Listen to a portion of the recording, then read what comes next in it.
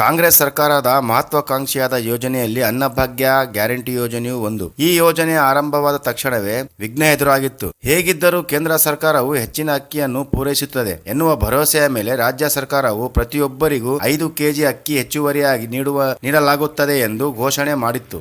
ಆದರೆ ಕೇಂದ್ರ ಸರ್ಕಾರ ಅಕ್ಕಿ ನೀಡಲು ಸಾಧ್ಯವಿಲ್ಲ ಎಂದು ತಿಳಿಸಿದ ನಂತರ ರಾಜ್ಯ ಸರ್ಕಾರ ಒಂದು ರೀತಿಯಲ್ಲಿ ಮುಖಭಂಗ ಉಂಟಾಗಿತ್ತು.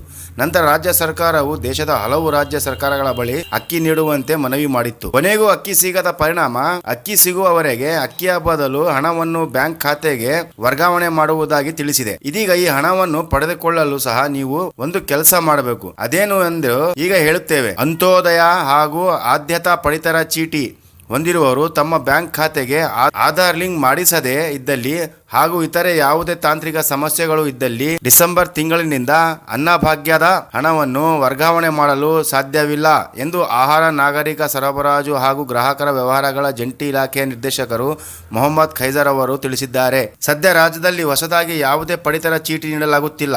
ಈಗ ಇದ್ದವರು ಪಡಿತರ ಚೀಟಿಯಲ್ಲಿ ಯಾವುದಾದರೂ ಬದಲಾವಣೆ ಇದ್ದರೆ ಮಾಡಿಸಿಕೊಳ್ಳಬಹುದಾಗಿದೆ. ಅಂತ್ಯೋದಯ ಹಾಗೂ BPL ಪಡಿತರ ಚೀಟಿ ಹೊಂದಿರುವವರು ಕೂಡಲೇ ಬ್ಯಾಂಕ್ಗೆ ತೆರಳಿ ತಮ್ಮ ಖಾತೆಗೆ ಆಧಾರ್ ಲಿಂಕ್ ಆಗಿದೆಯೋ ಇಲ್ಲವೋ ಎನ್ನುವುದನ್ನು ಪರಿಶೀಲನೆ ಮಾಡಿಕೊಳ್ಳಿ. ಅದಷ್ಟೇ ಅಲ್ಲದೆ ನಿಮ್ಮ ಖಾತೆಯಲ್ಲಿ ಯಾವುದಾದರೂ ತಾಂತ್ರಿಕ ದೋಷ ಉಂಟಾಗಿದೆಯೇ ಎಂದು ಸಹ ನೋಡಿಕೊಳ್ಳಿ.